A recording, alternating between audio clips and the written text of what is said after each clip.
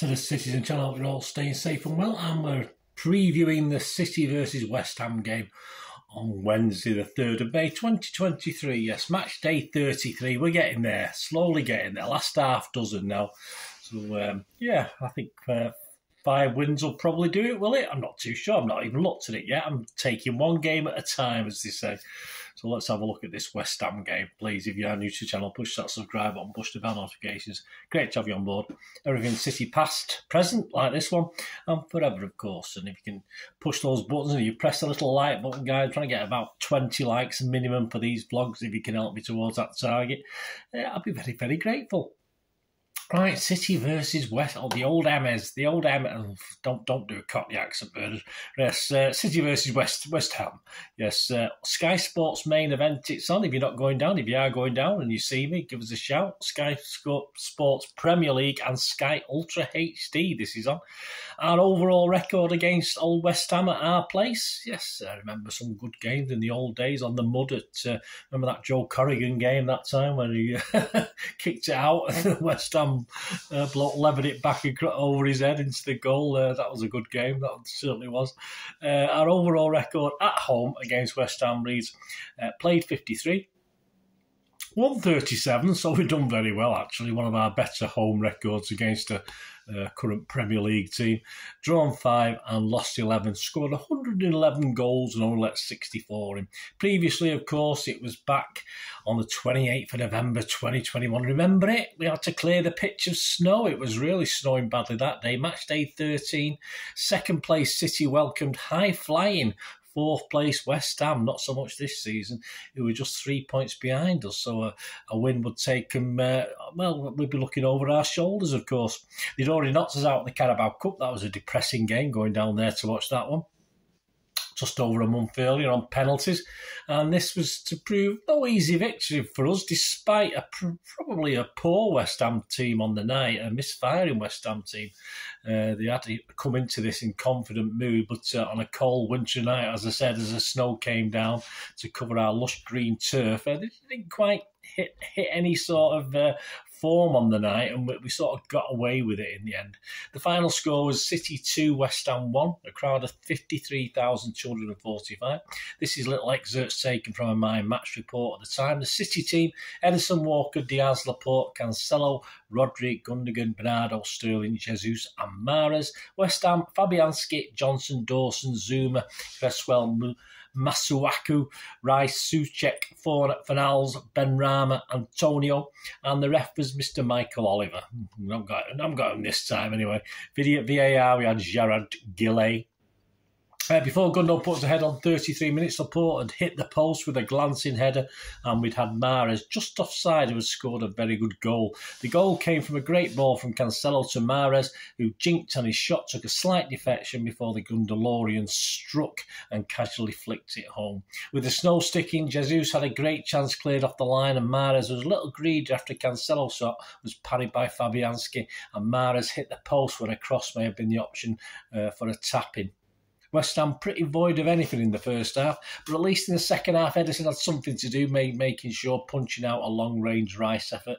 Jesus was denied by Fabianski and then Cresswell, but a more playable pitch in the second half only saw 2 late goals. In the 90th minute, yeah, good play down the left to Jesus, finding sub Fernandinho about 12 yards out as he slotted home to kill the game, it seemed, at 2-0. Edison will be gutted, though, as we didn't keep a clean sheet, as Fernandinho's made a mistake after his goal just outside the box, and it was wellied in by Lanzini. With City being a bit being on goal difference to needing goal difference to Liverpool and Everton, I would have preferred this not to have gone in, but we'll see. Obviously, we did see, didn't we? And we were successful in the end, but an interesting night with the snow, etc. Right, on to this one, back to this current one.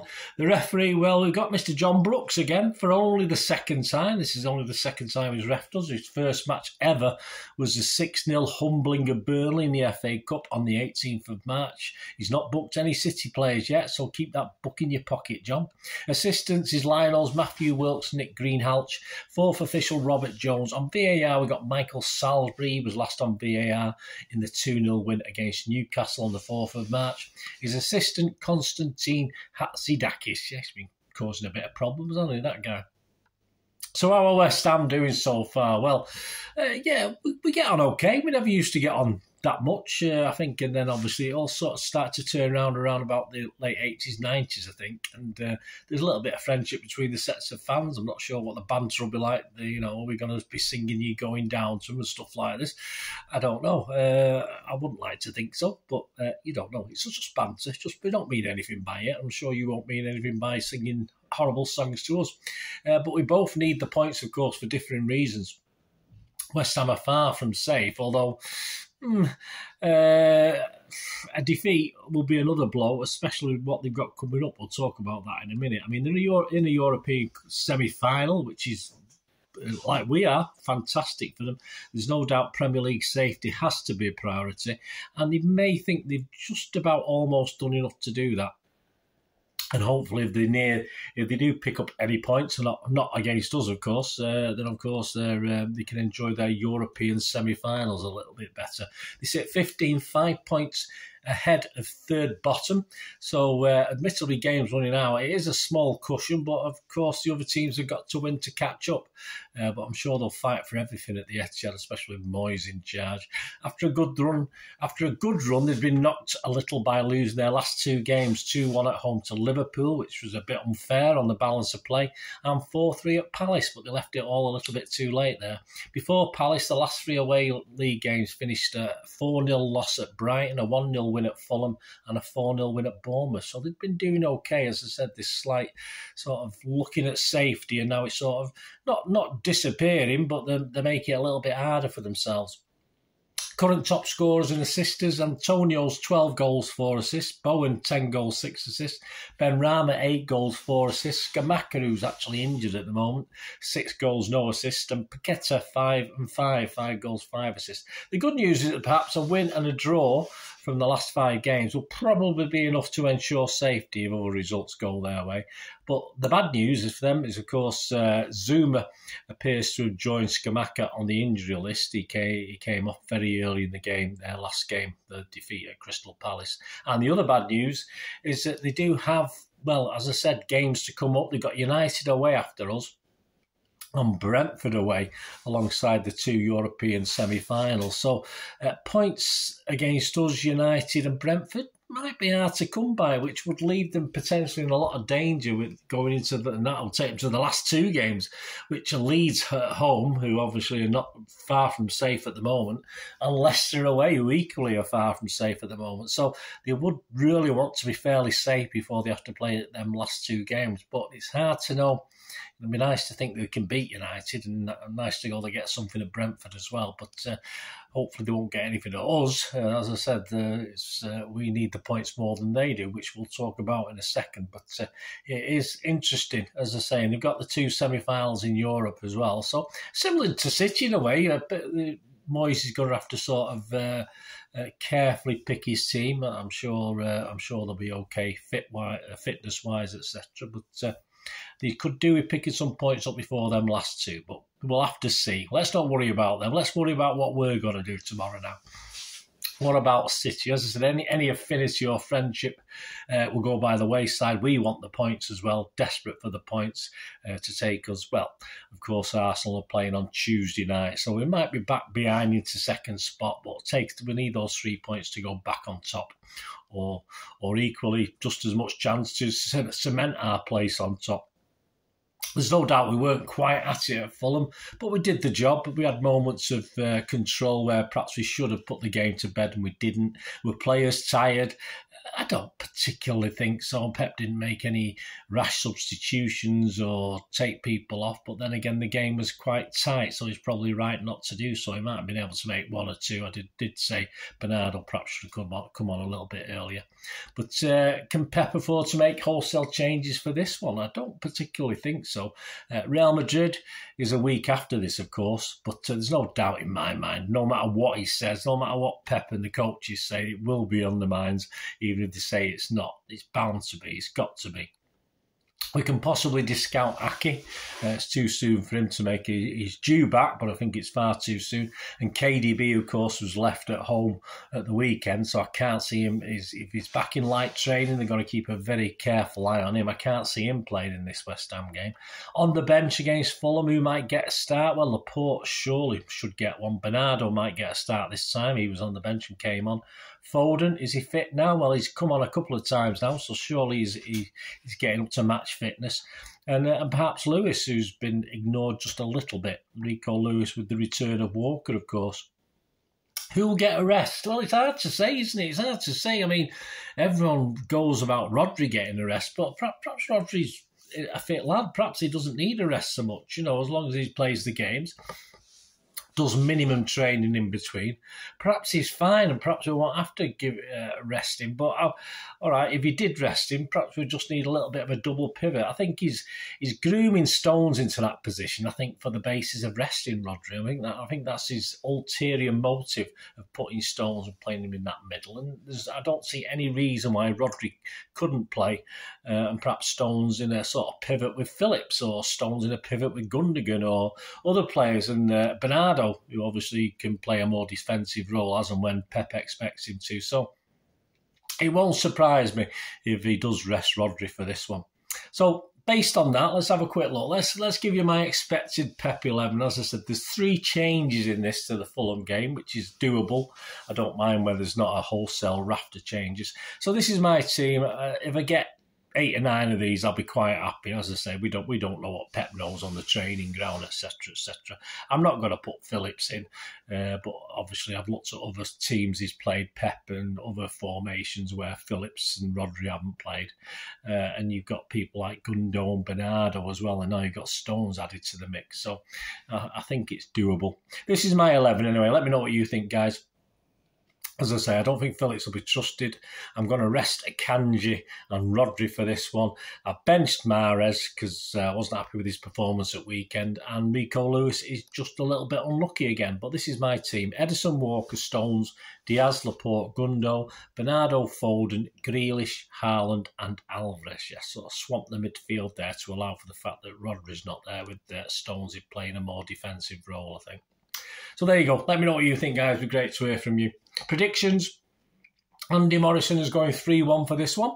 I'm going to be brave. I'm going to be brave without Rodri. I'm going to be brave and say 3-0 again. I said 3-0 for the last game against Fulham. That didn't prove very good, did it? But yeah, Andy Morrison's gone 3-1. I'm going to go 3-0. So please, let me know your predictions as well. It'd be great to have them. And of course, before we go, I'll have a look at the odds. Please, I don't condone gambling when the fun stops. Stop. Let's just have a look at the general odds. To win the league now, yeah, City have firmed up into 1-16 on to win the league. So, yeah, the bookies are running scared now. If you got on when we were odds against 3 or 4 weeks ago, fill your boots. Arsenal are 10-1. And to be relegated, yes, bookies still think West Ham are okay. They're 33-1 to be relegated. And Manchester City treble, the Champions League, the FA Cup and the league title is evens. You can get evens on that. It was 11-8 until a few days ago, so they've tightened that up a little bit. There you go. The match odds, City are 1-5 on to win this. A draw is 6-1. West Ham is 14-1. First goal scorer, Haaland's a bit mean, 15-8. It's getting less and less. You can't blame the bookies, can you?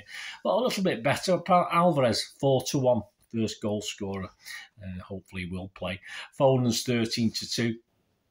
A long odds one, why not John Stones, 33-1. For West Ham, Ings is 16s, Antonio's 20s, Ben Rama's 22. Anytime goal scorers, about Grealish is due a goal. He should have perhaps scored the other day. Grealish and Gundogan are both 10-3, anytime goal scorer. Bernardo's a nice 9-2. And the West Ham guys, Ings and Antonio are 5-1. Ben Rama's 13-2. Correct score as per Andy, 3-1. We've got 3-1 is 15-2. My 3-0, my 3-0 is 13-2. A 2-0 win is 11-2. Last season it was 2-1 for City. That's a 9-1. A 3-1 is 9-1. A 4-0 is 10s, and a 4-1 is 14s. If you fancy a West Ham win, a 2-1 West Ham win, 40-1, 4-0, 40-1. Half-time, full-time, City 4-6 on. A draw of City is 16-5. That's okay. I don't want it to be, but that's not a bad price. A draw and West Ham to win. There you go, 25-1. A West Ham half-time, full-time, 22-1. Goals over and under for me, over 2.5 will be 4-9 on. And more light, or not likely, but more generous. Andy Morrison's over 3.5, 6-5 against. A hat trick and brace. Haaland hat trick, 13-2. Anyone? How about scoring a couple of goals? Possibilities. Haaland's 2-1, but Alvarez is not bad at 11-2. Score a couple of goals. Both seem to score.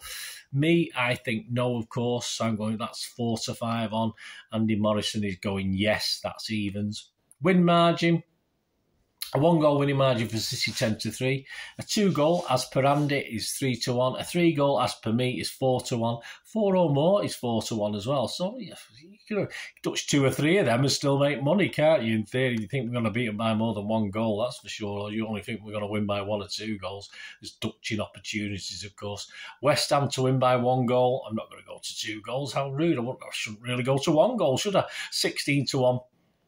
City to win to 0, as I predicted or hoping, is evens. Corners, yes, as I say, corner market at the moment, under 9.5, under 10.5. Under 10.5 is slightly odds on, but look at this, under 9.5 is 11-10 against. Might be worth a little look at that one. Anyway, let me know what you fancy, guys. That's just some of the prices, please. As I said, I don't condone gambling when the fun stops. So that's some of the prices. Of course, I'll be back on Thursday. I won't be able to get them out Wednesday night. It's a long night getting back. I usually get back between 11:15 and 11:45 from the ground, certainly with an 8 o'clock kickoff. I'll be back with the ratings and the Talking Point show on Thursday, so join me for that. And yes, I would normally get the preview out on the Thursday, but obviously with those two coming out on Thursday, I'll have the Leeds United game preview out on the Friday. So there you go. Let me know your thoughts, guys. Let me know what you think. Let me know your team, let me know your teams, etc., any changes you'd make. As I said, I'm pretty fluid on that one. It took a little bit longer perhaps to come up with a starting 11 for this one, and no doubt it'll be just as difficult to predict the Leeds team as well. The game for the Leeds game, the team for the Leeds game as well. Anyway, thanks for watching, guys. Until we meet again, that's one thing, don't I? Please stay safe, Blues. Come on, City. Bye for now.